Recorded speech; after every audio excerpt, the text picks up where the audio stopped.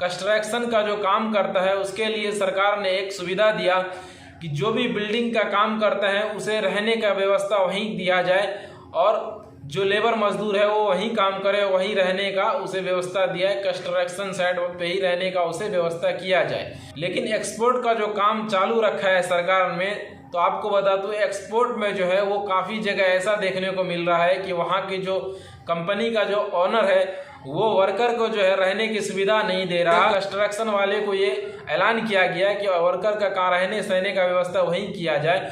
उसी तरह export company वाले को भी नोटिस देना चाहिए कि आप जब एक्सपोर्ट कंपनी लिमिटेड कंपनी जब आप चालू रख रहे हो कंपनी, तो आपको वर्कर को वहीं रखना पड़ेगा।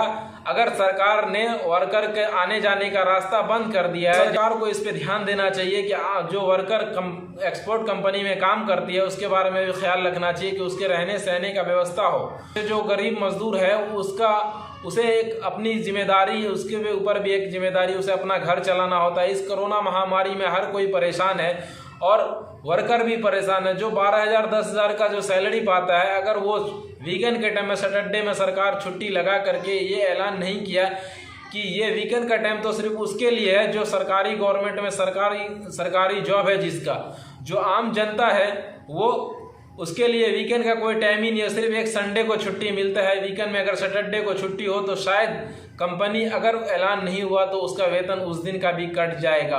तो सरकार को कहीं ना कहीं ध्यान देना चाहिए और ये ऐलान करना चाहिए कि अगर आम पब्लिक जो वर्कर काम करता है एक्सपोर्ट कंपनी में, तो उसका वेतन जो है वो अपील करना चाहिए कि आप उसका वेतन नहीं काटें, क्योंकि उसे भी रोज़मर्रा की ज़िंदगी में अपनी फैमिली को देखना है, अपने आप को देखना है और कोरोना से महामारी से लड़ना है। तो एक्सपोर्ट कंपनी में काम करता है उसके साथ ये प्रॉब्लम हो रहा है कि वर्कर जो है सही टाइम पे उसे पहुंच नहीं पा रहा है, क्योंकि बस और लोकल ओलो उसके लिए नहीं किया गया है। इसके वजह से वो काम पे ड्यूटी नहीं जा रहे, उसका एब्सेंट हो जा रहा है। साथ ही साथ जब कंपनी से बात किया जा रहा है तो कंपनी से ये ऑर्डर आता है कि कंपनी चालू रहेगी, क्योंकि सरकार ने चालू रखने का हमें हुक्म दिया है, बंद करने का ऐसा कोई ऐलान नहीं किया है। तो सरकार एक्सपोर्ट कंपनी को चालू रखी हुई है, लेकिन बस और लोकल ट्रेन को जो सरकार बंद किया है तो ये आपकी प्रॉब्लम है। कंपनी इसमें आपका कोई जिम्मेदारी नहीं ले सकता।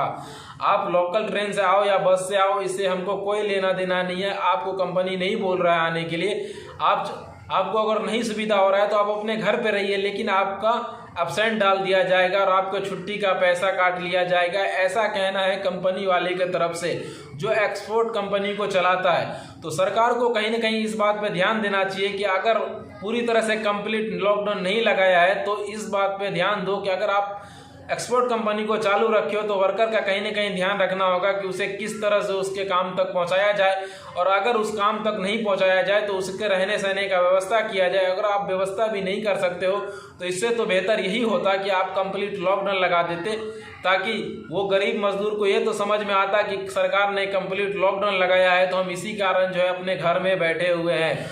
तो सरकार को कहीं ना कहीं इस बात के बारे में सोचना होगा और कुछ ना कुछ ऐलान करना होगा। तो दोस्तों, इस बारे में आप क्या राय रखते हैं कमेंट बॉक्स में कमेंट करके जरूर बताएं। अगर आपको लगता है कि वाकई में सरकार का ये नियम जो है वो गलत है, एक्सपोर्ट कंपनी वाले के लिए भी कुछ नियम, अगर ये चालू करने का नियम सरकार बनाई है तो उसके वर्कर के लिए भी कुछ नियम होना चाहिए कि वो आखिर वो काम तक कैसे पहुंचे काम करने के लिए, इसके ऊपर भी कुछ सरकार सोचे। तो अगर आपको लगता है कि ऐसा सरकार को करना चाहिए तो इस वीडियो को ज़्यादा से ज़्यादा शेयर करें।